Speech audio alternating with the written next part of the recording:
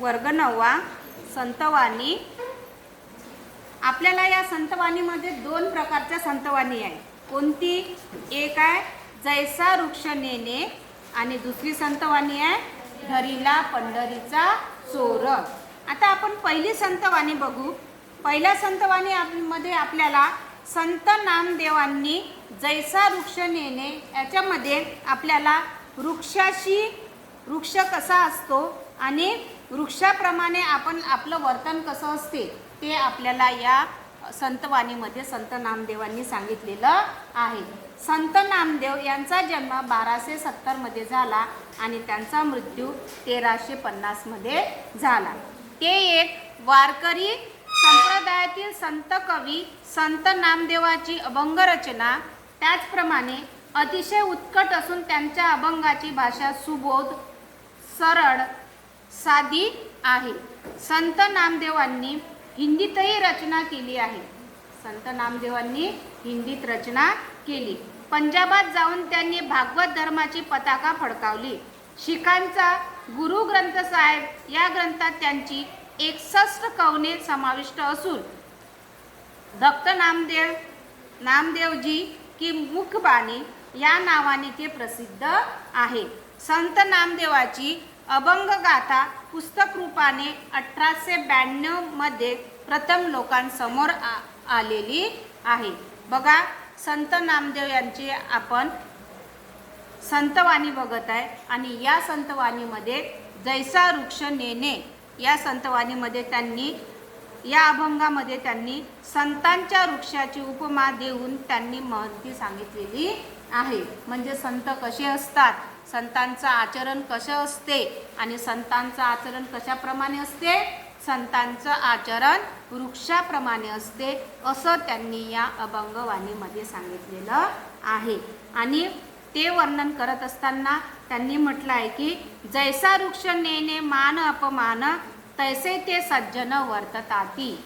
जैसा वृक्ष नेणे मान अपमान तैसे ते सज्जन वर्तताती। आता जैसा वृक्ष नेणे मान अपमान, वृक्ष कसा असतो, एका जागी स्थिर असतो ना, त्याला मान केला काय आणि त्याचा अपमान झाला काय त्याला काहीही घेणं देणं नसते। समजा आता एखादं फुल झाड आहे ना, आता फुल झाडाचे जर आपण फुलं तोडले कधी आपल्याला ते झाड म्हणतं का की माझे फुलं तोडू नको, आणि तो त्याचा एक प्रकारचा अपमानच आहे किंवा त्याची देण्याची वृत्ती त्याच्यामध्ये आहे। आणि एखादा माणूस जर त्याला कुऱ्हाडी घेऊन कापायला गेला है ना, वृक्षाला एखादा माणूस कुऱ्हाड घेऊन कापायला गेला तरीही वृक्ष त्याला मनाई करत नाही। म्हणजे वृक्षाला मान अपमान जसं समसमान असतं त्याचप्रमाणे संतांना सुद्धा मान अपमान समान असतं। संतांचा मान झाला काय अपमान झाला काय त्याच्याशी त्यांना काही घेणं देणं नसते। आयुष्यभर ते लोकांची सेवा करतात, आयुष्यभर लोकांना ते उपदेश देतात आणि त्यांचं आचरणही तसंच असतं की आपण लोकांची सेवा केली पाहिजे, त्यांची सेवाभावी वृत्ती त्याच्यामध्ये असते। नेऊनिया पूजा प्राणी जे करती त्यांचे सुख चित्ती तया नाही। आता वृक्ष कसे असतात, वृक्षांची आपण पूजा जरी केली तरी तो सुखावत नाही आणि त्याचप्रमाणे आपण त्याला कुऱ्हाडी घेऊन कापलं तरी वृक्षाला काही त्याचं नसतं। पण संतांचं सुद्धा तसंच असतं। संतांची आपण पूजा जरी केली, एखाद्या संताचं नाव सांगू शकता का तुम्ही?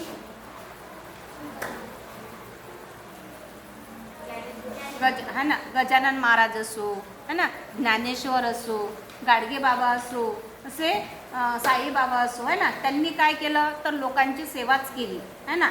लोकांनी त्यांचा छळ केला पण त्यांनी लोकांना कधी काही म्हटलं नाही आणि लोकांनी त्यांचा छळ जरी केला आणि त्यांची पूजा जरी केली तरी ते सुखावून गेले नाही। म्हणून त्यांनी म्हटलंय की नेऊनी या पूजा प्राणी जे करती त्यांचे सुख चित्ती तया नाही। अथवा कोणी प्राणी नेऊनी तोडती तया न म्हणती छेदू नका। त्यांना काही अवजार घेऊन किंवा कुऱ्हाड घेऊन आपण त्याला कापलं तरी ते छेदू नका असं म्हणत नाही। छेदणे म्हणजे तोडणे, तरी ते संत वृक्ष ची आपण पूजा केली आणि कुऱ्हाड घेऊन कापलं तरी ते आपल्याला कापू नका असं कधी म्हणत नाही. म्हणजे संतांचं आचरण आणि वृक्षांचं आचरण हे समसमान असतं. निंदास्तुती सम मानती जे संत पूर्ण धैर्यवंत साधू ऐसे.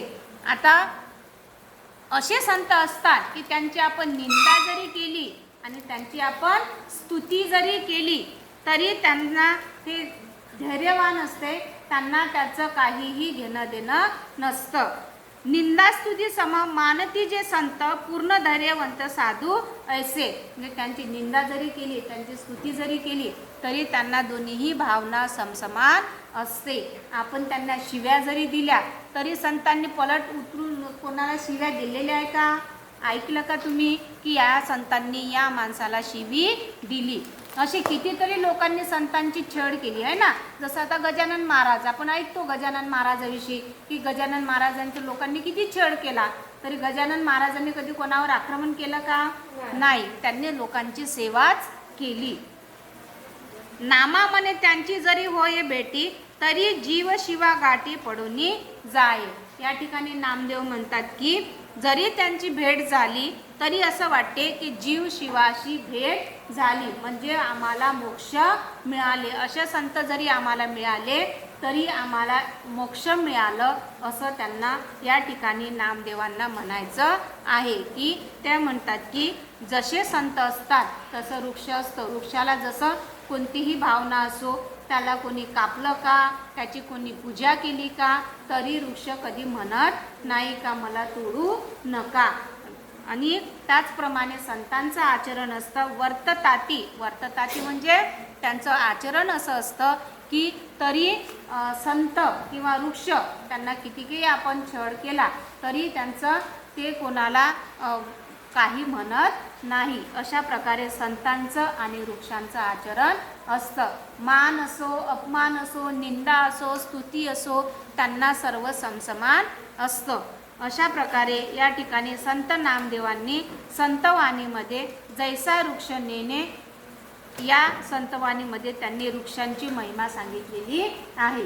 वृक्षांची उपमा देऊन संतांचं वर्तन कसं असते ते या संतवाणीमध्ये सांगितलेलं आहे. जसं वृक्षांचं वर्तन असतं, जसं वृक्ष असते त्याचप्रमाणे संतांचं सुद्धा असतं. जसं वृक्षाला मान, अपमान, निंदा, स्तुती या गोष्टीचं काहीच नसतं त्याचप्रमाणे संतांना सुद्धा मान, अपमान, निंदा, स्तुती याचं काहीही वाटत नाही. म्हणून या ठिकाणी म्हटलं आहे की असे जर संत आम्हाला मिळाले की आम्ही जीव शिवाशी भेटी म्हणजे एकदाचे आम्हाला मोक्ष मिळालं असं आम्हाला वाटेल.